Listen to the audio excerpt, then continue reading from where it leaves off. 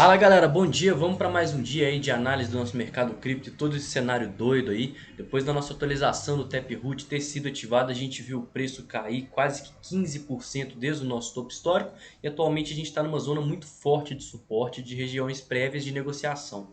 Hoje o nosso principal objetivo vai ser estar dando uma passada aí na atualização do Taproot, agora que foi ativa, tá dando uma olhada em toda a questão sentimental e gráfica do mercado, porque uma vez que a gente tem bastante volatilidade, a gente tem oportunidades. E antes de mais nada, eu gosto de adiantar, galera, gerenciem os seus riscos, calculem a mão e principalmente usem stop. Eu vou passar o sentimento do mercado, vocês vão ver que a situação ela não está muito boa. Tem muita gente que já está apostando na alta, né, já adiantando aí para vocês, e a gente está em níveis assim estratosféricos de relações entre compradores, vendedores e tudo mais. Antes de mais nada, também eu queria convidar vocês a estarem entrando aí no meu grupo. O link está aqui embaixo, aqui na descrição do YouTube.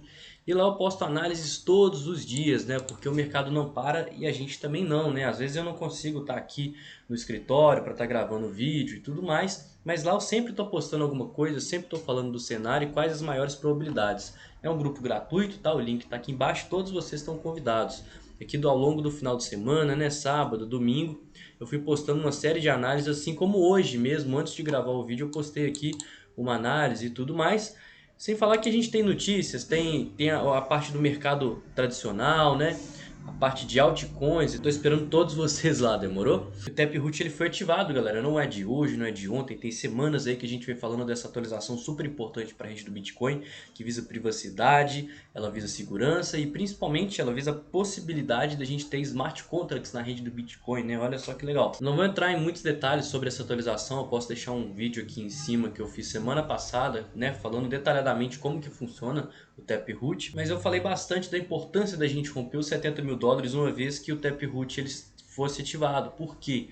Porque caso ele tenha sido ativado tal como aconteceu e a gente não viu, né, os investidores principalmente não viram uma melhora muito grande na rede, não viram uma diferença gritante, isso fez com que as pessoas que entrassem acreditando que o Taproot ia romper os 70 mil dólares e levar o Bitcoin para a lua, acabassem fechando suas posições e isso fez com que tivesse uma queda no mercado tal como a gente está vendo agora. A gente sabe muito bem que um ativo ele sobe no boato, né, e ele cai no fato tal como aconteceu.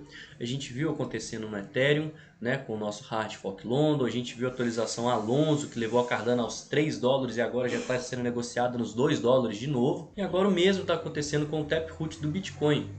Não estou desmerecendo a atualização, muito pelo contrário, é uma atualização super importante que, ao meu ver, vai até reduzir as taxas do Bitcoin, uma vez que ela tende a deixar a rede menos congestionada. E a última atualização de soft fork que a gente teve foi a Lightning Network, lá em 2017, que levou o Bitcoin a romper o topo histórico aí, falando no médio prazo, chegando à marca dos 20 mil dólares. Mas no curto prazo, como não teve nenhuma interferência muito grande, né, para os investidores, isso é uma atualização que vai levar mais para o lado da mineração e tudo mais, e redução de taxas, privacidade, segurança e tudo mais na rede, os investidores não vão ver uma melhora assim impactante assim na hora que a atualização é implementada, não. Como o próprio nome diz, é uma soft fork, né, seria uma atualização leve na rede, né, ela não vai causar grandes mudanças, porque existe o soft fork e o hard fork. O hard fork é aquela mudança assim surreal, igual a gente viu lá no Ethereum e o Ethereum Classic que aconteceu lá há vários anos atrás. E vocês estavam aqui me acompanhando no canal, eu falei, gente, é muito importante o Bitcoin romper os 70 mil dólares e de fato, como ele não rompeu, a gente está vendo aí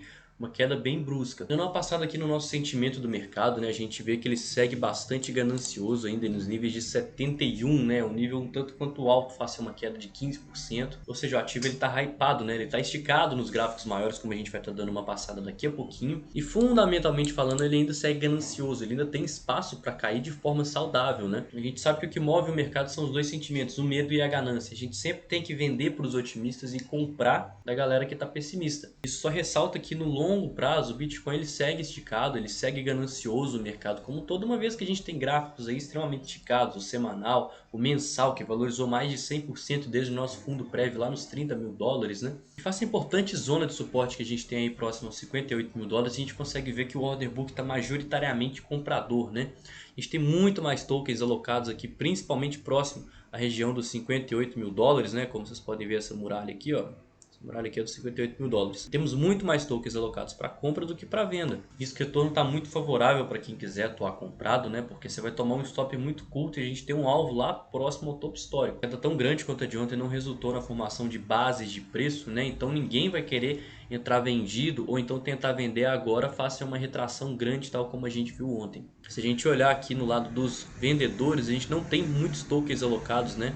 Talvez no topo que a gente fez os 64, 65 e a partir de 66 mil dólares, galera. Lembrando que a resistência principal do Bitcoin são os 70 mil dólares, tá? De fato, região dos 69, que é o nosso topo histórico atual, até os 70 mil dólares, que é onde o pessoal ainda vai atuar, tentando atuar vendido, porque vai ser o último gancho, o último gatilho deles, né? Aquela âncora lá que vai tentar segurar o preço. Quanto para baixo a gente vê muito mais ordens de compra, né? Quanto mais o preço estiver caindo, mais vão ter pessoas interessadas a comprar. E novamente a gente chega na nossa buy zone semanal a partir de 54 mil dólares, né? Olhando o nosso S&P 500, a gente estava subindo aí sem fazer fundos desde o mês de outubro, né? Afastado aqui da região das médias, e a gente teve aí uma semana de queda ao longo da semana passada e agora estamos em busca de um topo. É uma queda um tanto quanto saudável, tá? Para a gente testar esse topo, e significa que de forma majoritária o gráfico das empresas, né, que estão listadas nesse índice, elas estão corrigindo. Mas a gente faça um topo descendente e um pivô de baixo, a gente muito provavelmente vai começar a nossa correção no semanal, que tá para acontecer aí desde essa subida toda no mês de outubro e agora em novembro, tá? Seria uma correção super saudável para a gente seguir a tendência de alta. Ficar de olho no índice do S&P 500 para saber qual que vai ser a próxima movimentação, se ela vai seguir na tendência de baixa ou se esse fundo aqui foi extremamente saudável para continuar a tendência. Eu imagino que faça todo esse mês de valorização, tal como comentado aqui, eu acho que a gente tem boas chances de vir retestar níveis mais baixos, porque os gráficos maiores também precisam de corrigir, pessoal. Não é nem saudável para o ativo ele sair subindo aí de adoidado, sem fazer fundos e nem nada, porque as pessoas também querem realizar o lucro. A gente sabe que o Bitcoin é o ativo mais visado para investimento, tanto em momentos de alta quanto em momentos de baixa. Como a gente viu uma queda aí acontecendo ontem, a gente consegue ver como que o Bitcoin, em momentos de queda, a dominância tende a subir, ou seja, o capital tende a migrar para o Bitcoin.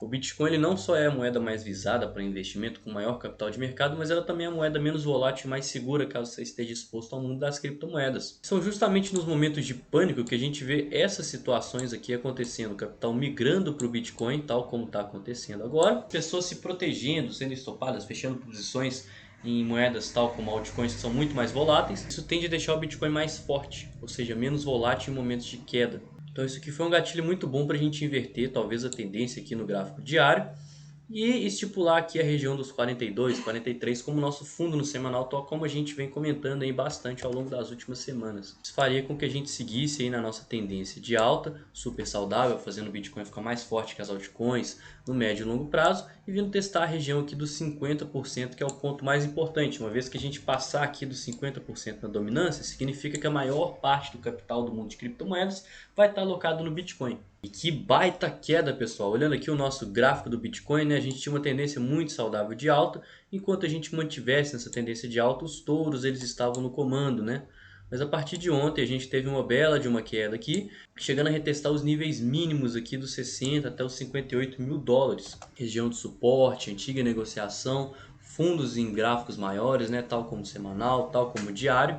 E isso mostra esse grande volume que está entrando aqui, né, pessoal? É um volume em candles de venda, sim, mas é um volume de rejeição desse ponto, né? Tem muita gente que está querendo atuar porque está com risco retorno muito favorável. Quem entrar aqui nessa região deixando o stop abaixo dos 57 tem um risco retorno, olha só, pessoal, de quase que 4 para 1, né? Ou seja, tem uma chance de perder 3, 4% para ganhar 13%. Tanto que se a gente olhar aqui nos gráficos menores, a gente já está tendo de certa forma uma recuperação, né? A gente teve um certo volume de fundo aqui, né? Que a gente chama de clímax no volume, que foi todo esse movimento de baixa que fez o preço chegar próximo à zona de suporte de 58 mil dólares e uma recuperação aqui no que a gente chama de V-shape. É o que o Bitcoin ele vem invertendo aqui a tendência nos tempos menores, né? 15 minutos.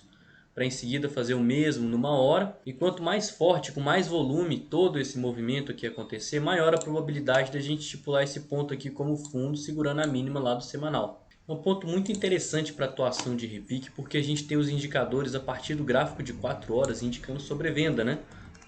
Além de todo aquele setup dos volumes, né, em clímax, de suportes anteriores, né, pontos de resistência prévios. E a gente tem aqui, galera, olha só, no gráfico de 4 horas, sobrevenda.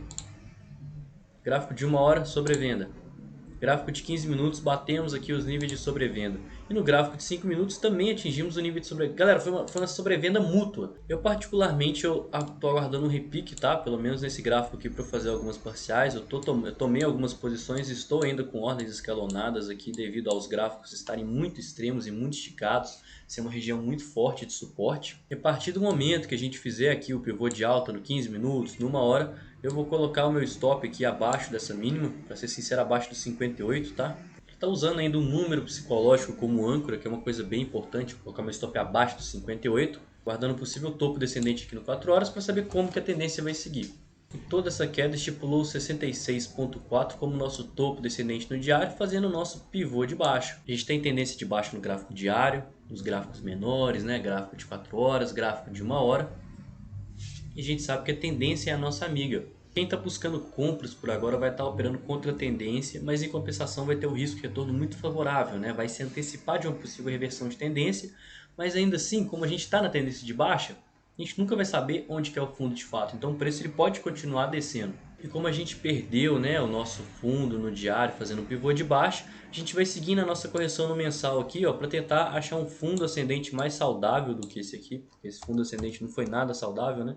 A gente criou uma base de preço aqui, mas já rompeu e já está devolvendo aqui de novo. A gente vai ter toda aquela buy zone no semanal comentado aqui com vocês. Espera aí que eu vou até ligar ela de novo. Muito bem, toda essa região aqui vai ser uma região de acumulação muito interessante para o médio e principalmente para o longo prazo, tá? Posições de longo prazo aqui. Considerando agora o nosso topo histórico lá nos 69 mil dólares, né? A gente pode retrair de forma saudável aí desde os 57.600 até os 50, né? Que é onde a gente tem a região das médias, topos prévios, uma região de retração importante de Fibonacci para pernada. E o ideal seria que toda essa retração seguisse acontecendo com volume decrescente. A partir do momento que a gente achasse nosso fundo, a gente visse aqui o volume subindo, galera, porque isso aqui daria mais confiança e teria muito mais gente que está acumulando e está comprada também para a gente romper o topo histórico de forma saudável. Uma vez que fundamentalmente falando a gente vai ter o Taproot ativado, a gente já vai ter criado base de preço, né, que a gente está esticado no semanal, e isso ao meu ver é um gatilho mais do que suficiente para a gente romper o topo histórico de forma saudável.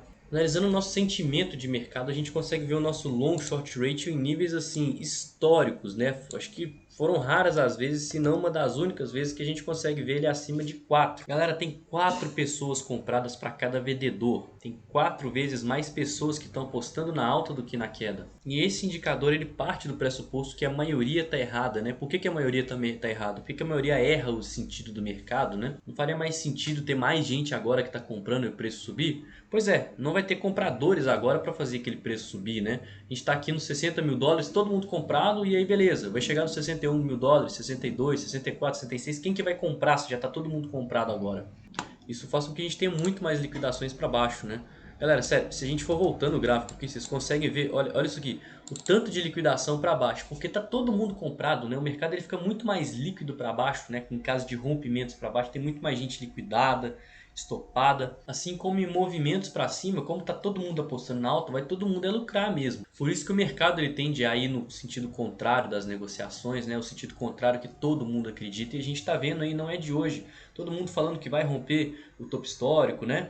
Que já está comprado, que agora é Lua e Taproot e tudo mais. E galera, não é de hoje que eu estou falando e mostrando os indicadores de sentimento, os indicadores, né, fundamentalistas de ganância e tudo mais. E falando da importância da gente de fato conseguir romper, né, os 70 mil dólares, nem que seja na euforia, para seguir com a bull run. Que agora os 70 mil dólares se mostrou mais forte que nunca, né, que a gente teve 2 rejeições seguidas aí de topo histórico dentro de um único mês. Enquanto o tempo inteiro os indicadores de sentimento estavam falando que a gente tinha boas probabilidades de queda. Todos os dias, se vocês pegarem as minhas análises aqui, eu vim falando, galera, os indicadores eles estão tendendo para queda. Eles estão tendendo para queda porque tá todo mundo comprado, tá todo mundo acreditando na alta. E não vão ter nenhum outro comprador, não vão ter outras pessoas aqui para estar comprando para romper os 70 mil dólares, né? Considerações finais, começamos agora a nossa correção no semanal, né?